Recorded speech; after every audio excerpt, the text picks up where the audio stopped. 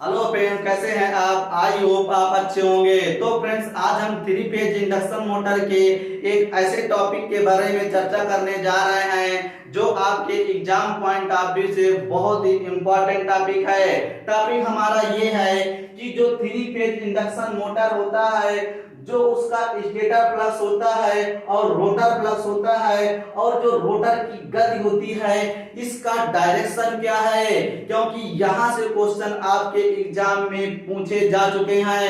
कई प्रकार के क्वेश्चन यहाँ से इस टॉपिक से पूछे जा चुके हैं। आपके एग्जाम में क्वेश्चन इस प्रकार का पूछता है कि जो स्टेटर फ्लक्स होता है और जो रोटर फ्लक्स होता है, इसका डायरेक्शन क्या होता है।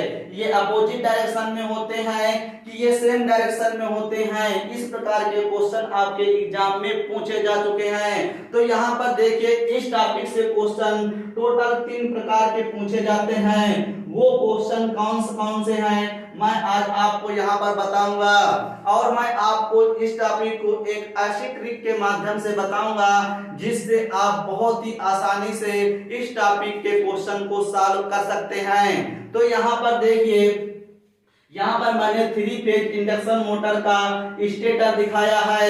यहाँ पर जो ये स्टेटर है, इसका मतलब ये क्या है, हमारा स्थिर रहता है। जो इस पर हमारा फ्लक्स सेटअप होता है उसे बोलते हैं स्टेटर फ्लक्स।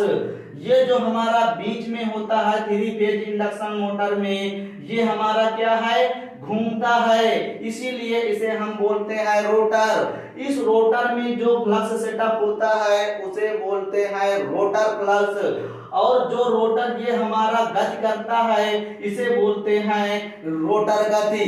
तो यहाँ पर देखिए, इन तीनों के कॉम्बिनेशन से 3 प्रकार के क्वेश्चन बन सकते हैं। पहला क्वेश्चन मैंने आपको नोट कराया है कि जो स्टेटर फ्लक्स होता है, ये जो थ्री फेज इंडक्शन मोटर का स्टेटर फ्लक्स होता है, और जो रोटर फ्लक्स होता है, ये रोटर फ्लक्स मैंने दिखाया है, ये क्या है, अपोजिट डायरेक्शन में है। देखिए, इसका डायरेक्शन इधर है तो इसका डायरेक्शन किधर है, ऐसे है।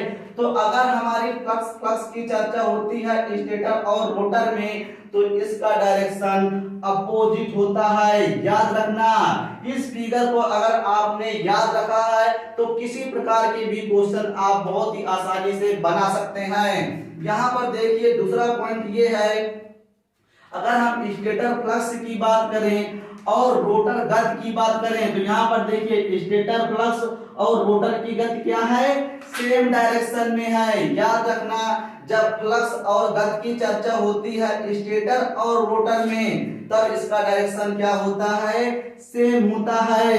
तीसरा पॉइंट हमारा ये है कि रोटर फ्लक्स और रोटर की गति, मतलब रोटर फ्लक्स और रोटर की गति क्या है, अपोजिट है। देखिए, इसका डायरेक्शन इधर की ओर है, इसका डायरेक्शन इधर की ओर है, तो ये क्या होते हैं, अपोजिट डायरेक्शन में होते हैं। तो टोटल यहाँ पर 3 प्रकार के क्वेश्चन बनते हैं। क्वेश्चन पहला ये बनता है, स्टेटर प्लस और रोटर प्लस डायरेक्शन क्या होता है, अपोजिट होता है। स्टेटर प्लस और रोटर की गति क्या होती है, सेम होती है, और रोटर प्लस और रोटर की गति क्या होती है, अपोजिट होती है। तो तीनों पॉइंट को याद रखना। उससे जरूरी ये है कि आपको सिर्फ इस फिगर को याद रखना है। अगर आपने इस फिगर को याद कर लिया तो आप इन तीनों प्रकार के क्वेश्चन को बहुत ही आसानी से हैंडल कर सकते हैं। तो फ्रेंड्स, आपको ये क्लास कैसी लगी, वीडियो के कमेंट्स बॉक्स पर कमेंट्स जरूर करें।